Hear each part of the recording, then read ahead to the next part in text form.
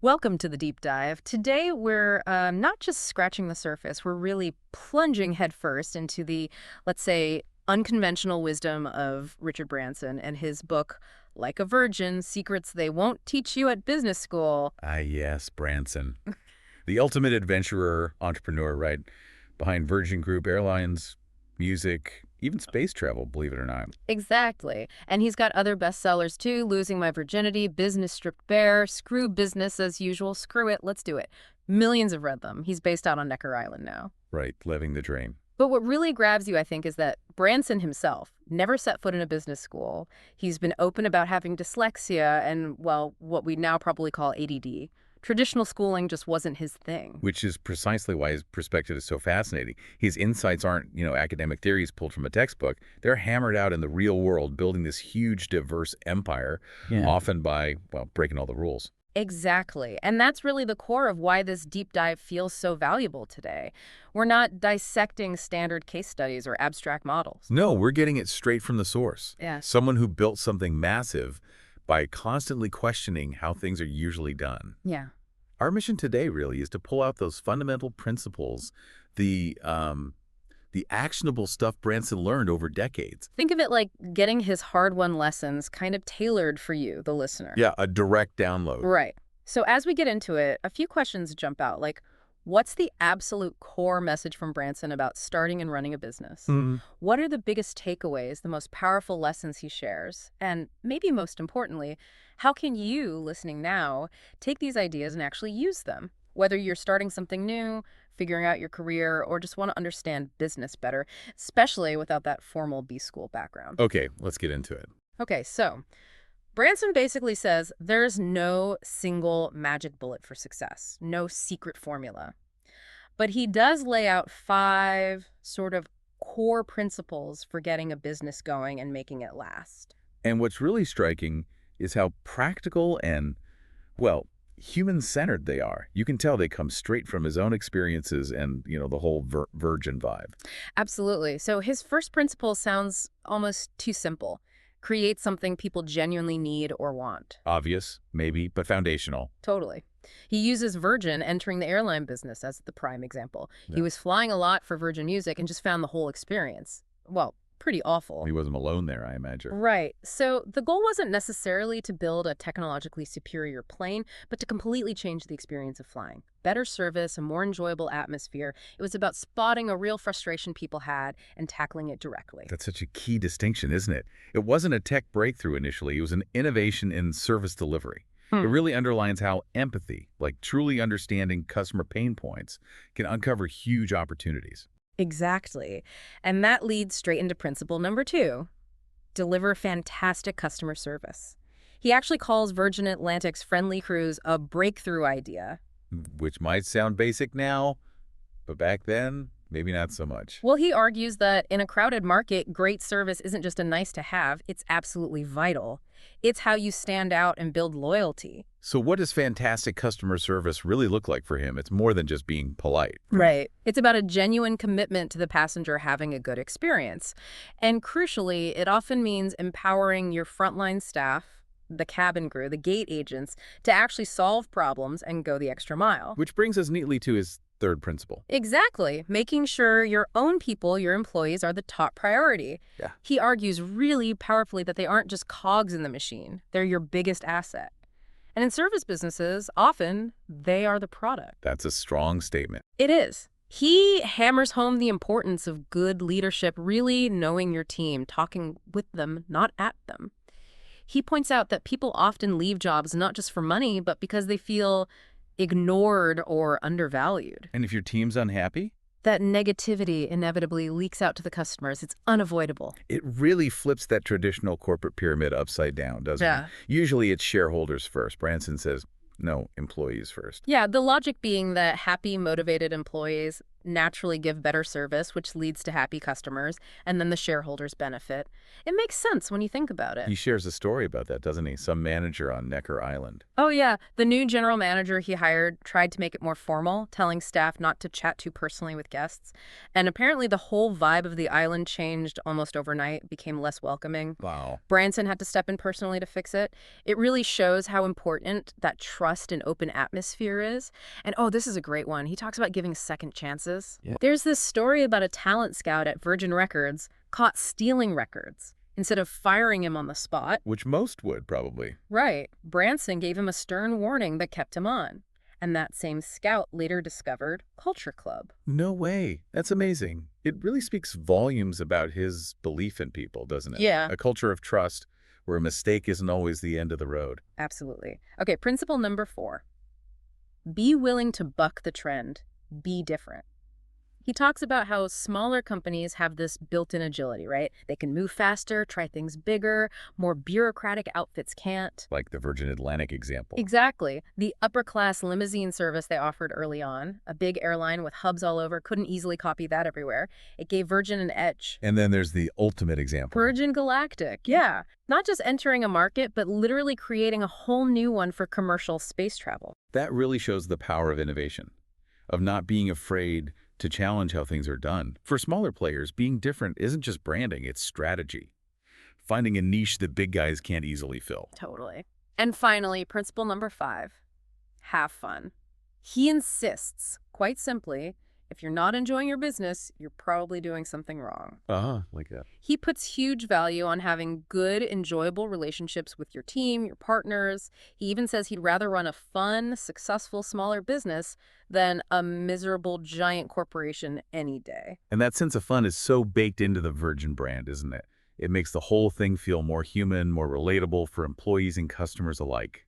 Work doesn't have to be a drag. Definitely not. Okay. So beyond those 5 main principles, he has some really good insights on just taking advice. His view, always get multiple opinions. Sounds sensible. He quotes Sir Freddie Laker, another airline maverick, who said, only a fool never changes his mind. And he says Virgin tries to live that, quickly ditching things if customers or the crew really don't like them. That's a great reminder about humility, isn't it? Being open to feedback, willing to adapt. It's crucial for staying relevant. And his advice for young entrepreneurs starting out, pretty straightforward. Do your homework, make sure your product or service is genuinely great, and importantly, be ready to make mistakes and learn from them, no sugarcoating. Practical stuff. What about risk? He seems fearless. But he has a specific approach. Protect the downside, that's key. If a new venture could seriously damage the main Virgin brand, he says don't do it, no matter the potential upside. Always have an escape hatch. So it's not recklessness, it's calculated audacity. Yeah. That makes sense. He seems bold, but there's a safety net, a strategy behind it. Exactly. And what drives him? He says it's simply a love for what he does, for people and wanting to make a difference. He also apparently really dislikes negativity and gossip. Which probably helps create that positive atmosphere he aims for. Probably. Okay, let's dig into some more of those specific secrets and insights now. The power of passion comes up again and again. His very first business, Student Magazine, born purely from his passion to give young people a voice. That's often how it starts, isn't it? Finding something you care about and turning it into value for others. And so many Virgin businesses started by spotting those market gaps. The airline is the classic case, seeing that flying was unpleasant and fixing it. Right, addressing a real need. And yeah, while he seems like a risk taker, it's always calculated. Remember Virgin Atlantic's launch? They didn't buy a fleet of planes. They leased one single plane from Boeing initially. Smart. Limits the upfront risk. Exactly, protecting the downside. And with almost no marketing budget, they relied on those famous PR stunts, the sinking speedboat, the balloon crash, all conveniently featuring the Virgin logo. Ingenious. Resourcefulness like that is pure gold for startups, isn't it? Getting attention without a huge budget. Totally. Now, he cannot stress enough how important employees are. His greatest asset, his best brand ambassadors. He even says their needs sometimes come before customers. That's quite radical. He does, though he clarifies customer feedback is still vital. But his point is about breaking down that us and them mentality between management and staff. creating a real team feel. That little anecdote illustrates it well. Oh, yeah, where someone on his team told a customer, "Sorry, Mr. Branson, but they don't have that anymore." And he just smiled and said, "There, oh, I thought you worked here." Gentle but effective. Reinforces that everyone's on the same side. Exactly. And he's big on the idea that there's no such thing as a dumb idea until you've actually looked at it properly. Mm-hmm. Like putting those Sony Video Walkmans on early Virgin Atlantic flights. It wasn't a perfect permanent fix, but it made the flights way better back then and gave them an edge before seatback screens were common. Little things that make a big difference. It shows that hands-on leadership, empowering people. And you know the old saying, the customer is always right. Branson has a more nuanced take. Oh, so. He believes in empowering employees to negotiate and actually resolve issues, not just blindly follow every demand. He even suggests some constantly unhappy customers just aren't worth keeping Echo's Herb Kelleher at Southwest there. Interesting. But he does differentiate that from genuine problems, right? Oh, absolutely. He makes a clear distinction between people just resisting something new versus legitimate complaints about a product or service that's actually flawed. That's a really useful filter for anyone dealing with criticism. Are they just uncomfortable with change, or is there a real issue here? Exactly. Now, the Virgin brand itself, how it's spread across so many different areas, is fascinating. Music, airlines, trains, finance, space. It seems almost random sometimes. Right. But he says it wasn't some rigid master plan. It grew organically from his interests, wanting to help people have a good time, often in unexpected places like airports. He talks about vertical disintegration, meaning they deliberately didn't become one giant top-down corporation. Instead, it's a collection of diverse companies, often run independently, but all united by that core Virgin focus on customer service. The brand values. Exactly. And delivering on those brand promises consistently. He stresses under-promising and over-delivering. The brand's adaptability across so many sectors is pretty amazing. It speaks to the strength of those core values, that customer focus. He also contrasts his own leadership style, very people-focused, engaged with staff and customers, with someone like Steve Jobs, who was more product-centric. Both incredibly successful, though. Shows there's no single right way. Absolutely. And, you know, first impressions count, obviously, but he warns not to mess up the second impression. The follow-up. Yeah, like burying customer service numbers on websites or those ridiculously long hold times. It drives people mad. He contrasts it with hotels, which usually focus on making check-in smooth. It's about balancing web efficiency with real human help when needed. That's timeless advice. Technology helps, but you still need that human touch, especially when things go wrong. And it's interesting to see how his own views have changed over time. He talks about shifting his stance on the war on drugs after being on the UN Global Commission. Seeing the evidence from places like Switzerland. Exactly. Seeing harm reduction strategies actually work. It shows that willingness to learn and change your mind, like Freddie Laker said, right. Only a fool never changes his mind. That flexibility, being open to new information, is so important for any leader today. And then there's his sheer drive to explore new frontiers. Virgin Galactic is the obvious one, but also Virgin Oceanic with that Necker Nymph submarine. Exploring the Puerto Rican Trench. Yeah, it's part adventure, part trying to create totally new markets. Pure screw it, let's do it. It really embodies that Virgin spirit, pushing boundaries. Switching gears a bit, he talks about branding and names. If a company name doesn't fit anymore, maybe weave the old one into the new one. Makes sense. And he jokes they were lucky Slip Disc, a possible name for the record label, wouldn't have worked so well for an airline. Probably not. Good reminder that a brand name needs to be relevant and adaptable. He also has some sharp thoughts on being a CEO. He says that launch phase, that's when you really figure out if you, the founder, are cut out for the long haul of managing. Startups and ongoing management require different skills, often. Exactly. Great managers, he says, encourage people, don't just criticize, and they admit their own mistakes. As the business grows, fighting bureaucracy is a huge challenge. Time management, even back in the BlackBerry era, and letting employees focus are key. He loves entrepreneurship. Fostering that startup spirit within the bigger company. Yeah, keeping people feeling like they belong and can make a difference. That's smart for keeping things agile as you scale. Sustainability is another big one for him. He talks about the absolute need for renewable fuels in aviation and Virgin's investments in companies like LanzaTech. Turning waste gases into jet fuel. Oh, That's incredible. yeah. Isn't it? shows how business can drive environmental solutions. Definitely. And the theme of asking questions, seeking advice. He tells a personal story about his wife having blood clots. Getting multiple medical opinions led to much better treatment. And the business lesson is, Don't jump to conclusions. Gather lots of different perspectives before making big decisions. He also tackles breaking up business partnerships, especially with friends. His experience with Nick Powell at Virgin Music during a recession. tough situation. Yeah. He stresses being honest, open, and making sure the exit is fair and generous, maintaining the relationship if possible. That people first approach again, even in difficult times. And conviction. The story of getting funding for the Manor Studio with his Aunt Joyce's help. A huge risk, a leap of faith, but crucial for Virgin Records. Wow. Believing in it against the odds. He also worries about communication quality, declining people hiding behind email instead of picking up the phone or meeting face-to-face. He champions direct conversation. Good point. Something gets lost in text sometimes.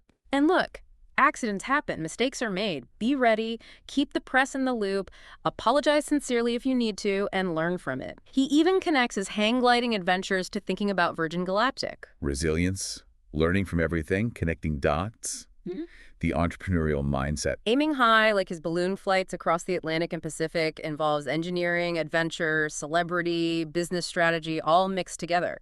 He sees huge opportunities linked to population growth, energy needs, hence the Virgin Green Fund. Looking ahead, finding solutions. And Virgin's culture. He says it just grew organically from having fun doing something they loved. When pitching investors. Yeah. Keep it simple, stupid. Practice your pitch. Be ready for tough questions. Solid advice. And define success for yourself, he says. Focus on your strengths, your passions, not just what looks good on paper. That's empowering, especially for people just starting out. Getting through downturns. Keep innovating. Be assertive with investors. Confident, clear, concise. His space fascination continues with Virgin Galactic, seeing potential for faster point-to-point travel on Earth eventually. Always thinking big. Who does he admire? Good question. He mentions Freddie Laker, Mandela, Desmond Tutu, Peter Gabriel, Mo Mlolam, Burt Rutan. He highlights the Elders Initiative too. And he's honest about early failures, like a Christmas tree business that flopped. Learning from mistakes is key. Absolutely. You learn more from failure sometimes. Managing a launch is intense, he says. High risk, but builds team spirit. And again, that's the time to decide if you're the right CEO for the long term. Keep the team informed, manage your time. And CEOs mess up too, right? Oh, yeah. His shocking revelation. He uses getting rid of ties at Virgin as an example, challenging norms, but it wasn't perfect, knowing when to quit a business. Often instinct, he says, but don't let hope blind you. Exiting early can be smart, though he admits they stayed too long with Virgin megastores sometimes. That's a tough call, knowing when to cut losses versus persevere. He also talks about real change for good, how business can tackle social and environmental problems. He points to participant media, Marks and Spencer's Plan A. Business is a force for good. Yeah. And leadership is about leading from the front, empowering people, encouraging ideas, learning from mistakes. Open plan offices help communication. He shares examples of great service within Virgin, like at Virgin Active. It all comes back to empowering staff and listening, doesn't it? Pretty much. Showing appreciation, too, like staff exchanges. He even wonders if bad news can be good news sometimes. If you're proactive with the press, you can add context. Oh, interesting angle. What about choosing partners? Friendship helps initially, but can get tricky as the business grows. Investing in people via training is crucial, challenging where and when people work. Flexibility. Right. The Virgin Money relaunch after Northern Rock, integrating cultures carefully. Same cautious approach rebranding Virgin Media. Good training attracts talent. Rebranding is deep, not just a logo. Culture and experience. Social media. It's central now. Websites need to enable real communication, and follow-up is critical. He loves using it for good, like flying rescued dogs. Connecting the dots ABCD, he calls it. Like Records to Atlantic or Virgin Mobile focusing on parents. Empowerment and appreciation keep staff happy. Practical tip. Launch overheads are always higher than you budget. Multiply your contingency fund. And know when to step aside as CEO if management isn't your strength. Stay in the details, though. Sample your own products. Follow up on problems. Don't get too detached. And don't be a lonely entrepreneur. Build a support network, mentors, advisors, like his Branson Center of Entrepreneurship. Entrepreneurs, he feels, have a key role in solving big planetary problems. Energy, food, water. Using that innovative spirit. Agreements. Build trust with clear, fair terms. A simple summary helps. Office relationships, common sense guidelines, treat it like family, don't just ban things. Earn customer trust through openness, simplicity, accountability.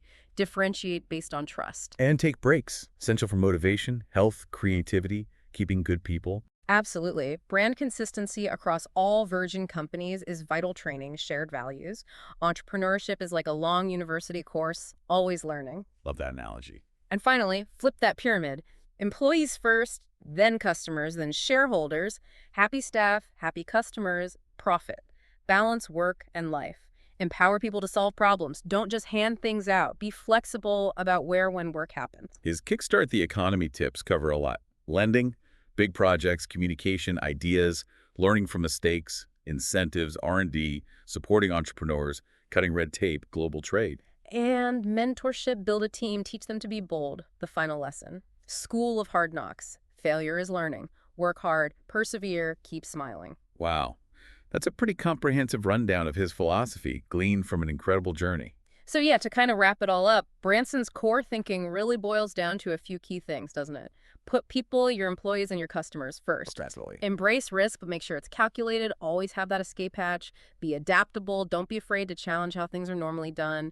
And have fun doing it. And absolutely inject genuine fun and passion into it all. Yeah. He's living proof that, the traditional business school route isn't the only way, maybe not even the best way for everyone to build something amazing. Exactly. And for you listening, seeking those aha moments, that practical knowledge, think about how Branson's, often unconventional wisdom, the deep focus on the human stuff, passion, people, connection, could actually fit into what you're doing, professionally or personally. Right. And maybe here's a final thought to chew on.